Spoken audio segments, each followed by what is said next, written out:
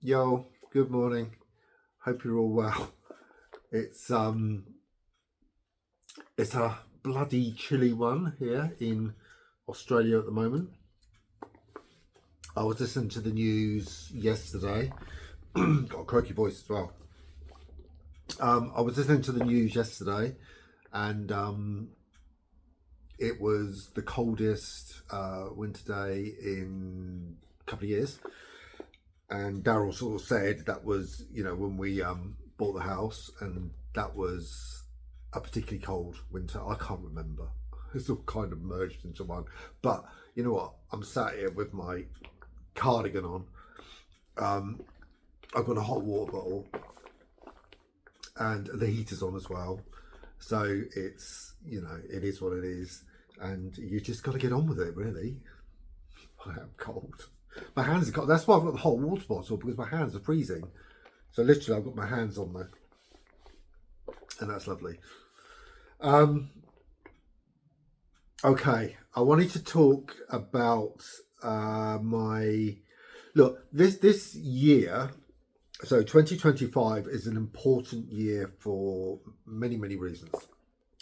It's mine and Daryl's 30th wedding anniversary, or it's our 10th wedding anniversary, and it's 30 years since we got together in 1995. In my mind, we were married, and we still are, and we always will be. So, it doesn't matter whether it was legal or not. My relationship started in 1995. So anyway, we were married in 2015.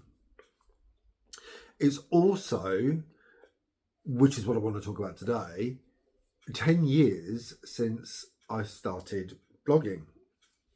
And that is quite a milestone, to be honest with you.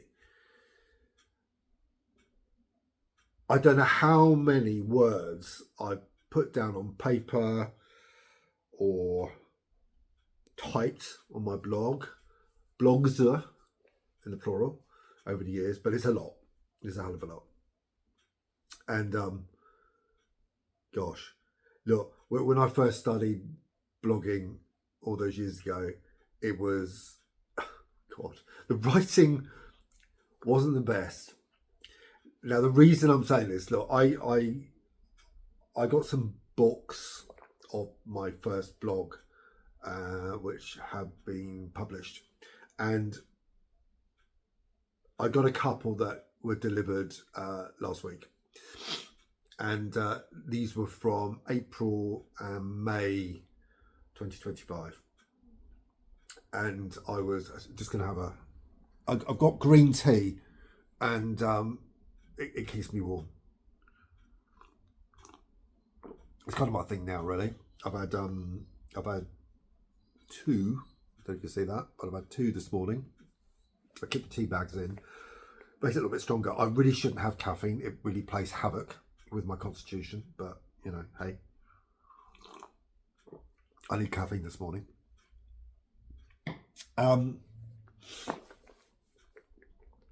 What was I saying?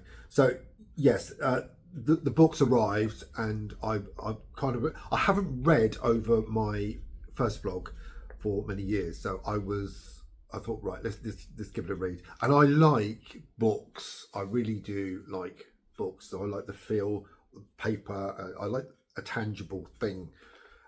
Kindles I would never get on with, in all honesty. So books, fine.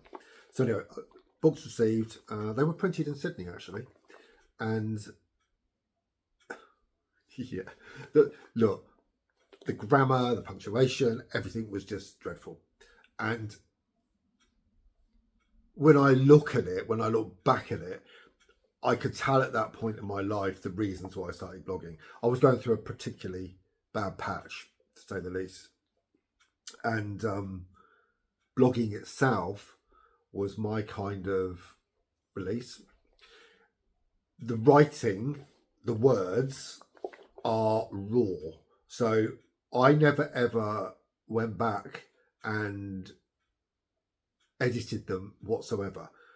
And there was a reason for that, because raw writing describes a particular point in time, certainly for me. And I could tell by the way it was written, by everything about it, that I was not in a great place.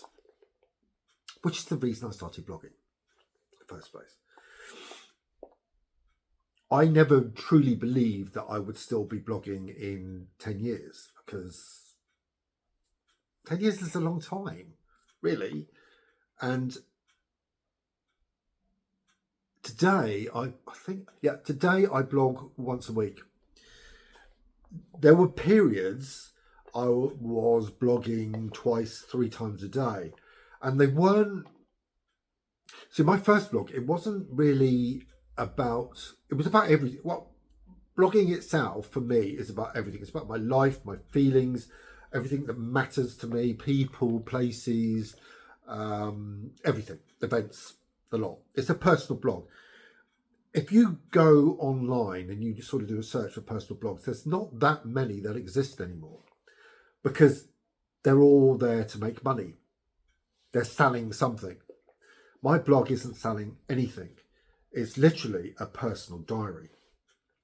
So that first blog, it was about how I was feeling at a particular point in time, but it was also about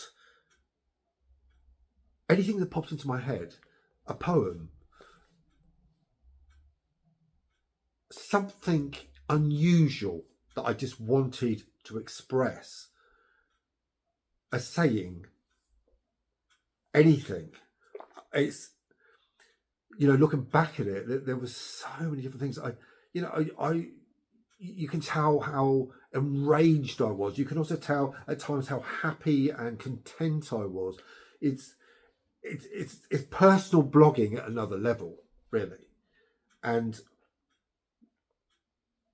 I know a friend said to me, going back, look, this is going to be there forever. This is you in digital form, and you are quite comfortable with that. And I am. Yes, I am really comfortable with who I am. I'm comfortable with that person, and I'm really happy to be able to write my innermost feelings down, because for me it's important. Now, there are certain things that keep me happy, safe, secure. And it goes back to when I was a kid as well. So when I was a kid, there were certain things that I had or places I went to that kept me feeling content. Children go up to their room. It's their safe space. They can sit there. They can, they can be themselves. They can read a book. They can listen to music or whatever they want to do. For me, blogging is my safe space. It allows me to be the person I want to be. There's no pretense. There's no hiding. I mean, when I first started blogging, I was known as the Bare Naked Truth blogger. And then I moved on to the Real Truth blogger. And today I don't even use that. I don't even use those, those sayings at all, because I don't have a need to. Because what I do blog is the truth. It's about how I feel at a given point in time. As I was reading the books yesterday, I realised that some of the stuff that I had written, I no longer feel. It no longer computes with me. And because it documents that particular period. And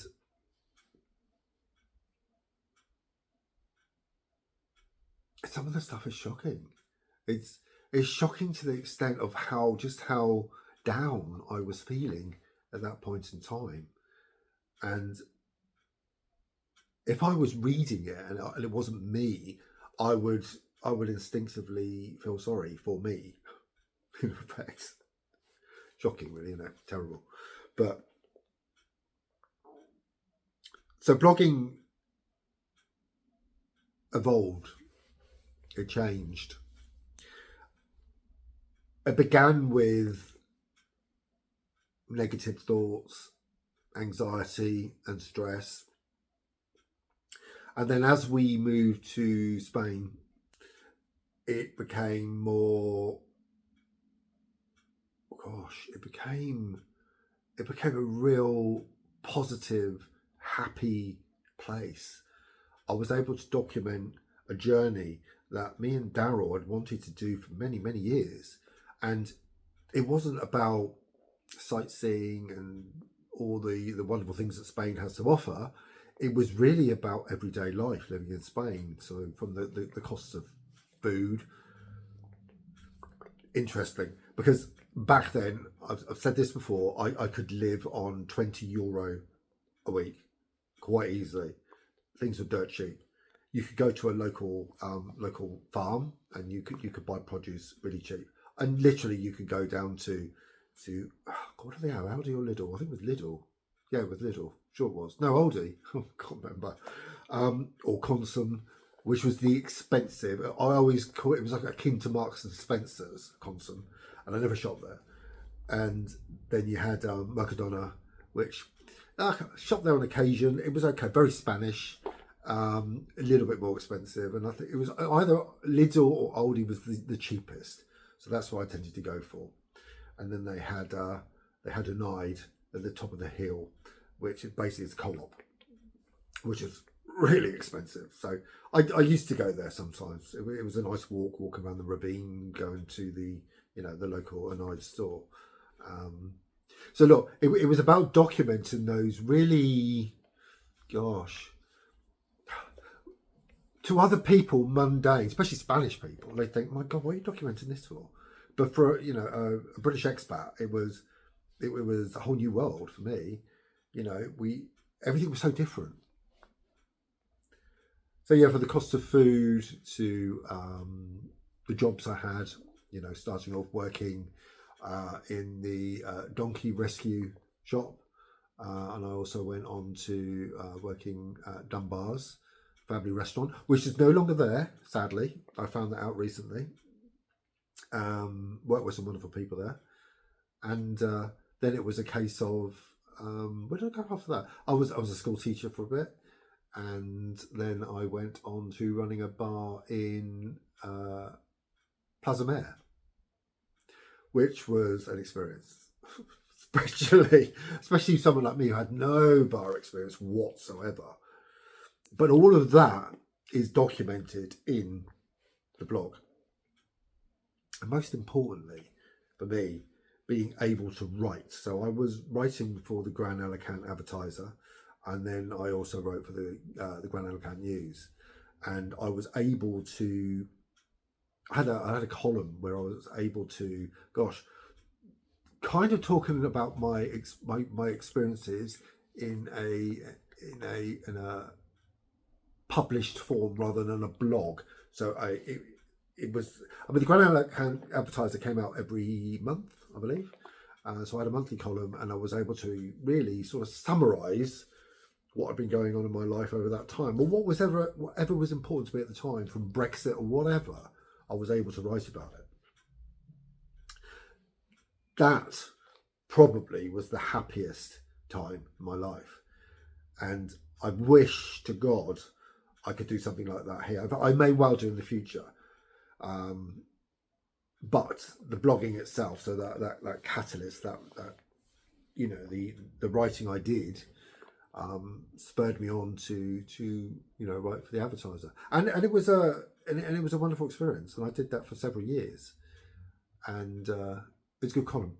I enjoyed it, and there's also that's documented on my blog as well. So part of blogging for me as well, I'm a person who loves short stories. I write short stories. My concentration level isn't great, so I find it difficult to write longer, certainly novels, but I find it difficult to write longer stories. But short stories I enjoy, because these were little memories for me. So part of running Brit, I've got a place on there where I write short stories.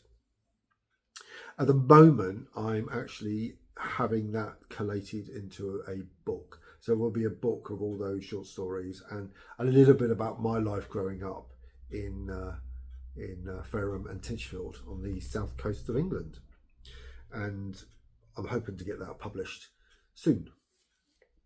So again, these things would not have happened for me had I not bothered to do the blog in the first place. So when I left Spain, I went on to the UK, and I was back living with family. So a lot of that time, the blog itself was covering, family issues, being with my cousins, living with my aunt. It was also during the pandemic, so it was about recording that time. And I did a particular entry. It was a weekly entry, and it was called Photographs of Hope. So although everything was shut down, people took photographs of what was going on in the local community at that time, which, to be fair, wasn't a huge amount, but got some beautiful photos. And it was all about hope for the future, and looking forward. And although there was hardly any people about, nature was growing, and the skies were clear. There was no sounds. There was no planes. Everything was calm. It was, I shouldn't say it, but it was certainly for me a beautiful time. Although Darryl wasn't with me because he was trapped in Australia, it was a very cathartic time. I was able to look at myself more. I was able to take time for myself, and I was able to do things that I wouldn't have ordinarily done. So Portsmouth, where I was living, is a very small city. It's the second most concentrated city after London in the UK, but you can walk from one end of it to the other quite easily, and I would do that often. And during the pandemic, there was hardly anyone about, and if there was people about, you could social distance, and that was perfect because I didn't always want to be around people, and none of us do. A lot of us just want that time to ourselves. So the pandemic for me was a great time. It was a great time to blog because I had a lot of thoughts about what was going on politically with that awful government we had at the time, and obviously it allowed me to spend some time with my family that I wouldn't have otherwise got. It was also a difficult time because obviously Darryl wasn't there, and I couldn't see my father, who lived 7 miles away. We weren't allowed to see each other, but we did speak. And so yeah, but it documents that journey as such. And then Croatia. So left UK, and then we went to stay in Croatia for a bit with family. And traveling is a very important aspect of the blog. So Croatia is important because that's where Darryl's family are from, but also our trips to South Korea, which is probably the most memorable. Hong Kong, I've been everywhere. Cambodia, Vietnam, you name it, I've been there. And I write about traveling a lot, and I'm not a travel blogger. If you go on YouTube, you can see a travel blogger. They are constantly, moving about and seeing different new places. But I write in depth about my experiences. And I know most blogging itself these days is done through vlogs, videos, a bit like me talking to you now. Except I do have that element of writing as well. I have kind of moved a little bit over to video logs, but that's the reason for that is I don't necessarily have the time to devote to writing so much. I do try and write as much as possible, however. And certainly now I'm trying to produce this book. A lot of my time is taken up, through, collating all that information and getting it all ready for publishing. So, and also I think the vlogging itself is a chance for me to sort of converse with you in a very personal way. And as it is a personal blog, this is a perfect medium. I do like writing, however, so you will always see that element there as well. And obviously, from Croatia, we moved to Australia, where we are now, and it documents my time here. This is a very, This is a different time. We're not surrounded by lots and lots of people. It's quite a, dare I say it, boring time. Is that because Western Australia is boring? Australia itself is boring? Is it because we haven't really connected with that many people? I don't know. I don't know the real reasons why, but I think my writing now has become calmer. It encompasses the normality of life down under. But because I'm not documenting my every move, it also allows me to touch on subjects in more depth. So I can touch on the subject of blogging today and writing. This isn't something I would have, written about in the past. It's something that, I've been able to do. And it's only because, my life is not really, I'm not living by the sea. I'm not in Spain anymore. I'm not surrounded by family. I'm not around lots and lots of people. So I don't have that much in reality to blog about on a daily basis. It sounds sad, doesn't it? It really does sound sad. And that also moves on to, my own personal feelings. So I'm not necessarily the happiest person in the world here. And that's not because Australia isn't a beautiful, wonderful place, because it is. But as an individual, I'm not feeling fulfilled in the same way that I was in Spain, certainly in Spain, and obviously UK. And that's a difficult one to get across when you're writing, because you're trying to express quite a deep emotion about loneliness and, a need and a want to be around other people. But it's something I need to document, because I don't know where the next stage of my journey is going to take. I mean, look, I'm at the moment I'm in Australia. I may move somewhere else in Australia, or I may move somewhere else, totally different country. I don't know. We just don't know what's happening, from one day to the next. And I suppose the blog itself keeps me grounded. So I can look back and I can think to myself, excuse me, and I can think, oh, you were going through a bit of a rough patch there, and I can hopefully learn from those experiences. Personally, the blogging itself is the biggest thing that keeps me level-headed and a better person than I was. When something like writing is born from negative times, they do tend to evolve. If you're a painter, your paintings change over the years, depending on the way you are, depending on how your mood is. I've always read that people can have blue periods, black periods, and whatever in painting. I guess it's a similar thing with me. I guess I get down. I guess I get somewhat depressed at times. And I guess I do need more of a physical outlet. But I haven't got that here. So the blogging itself is the outlet. And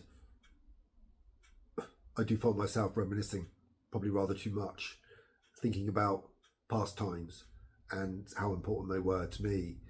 And that also plays a big part in my writing.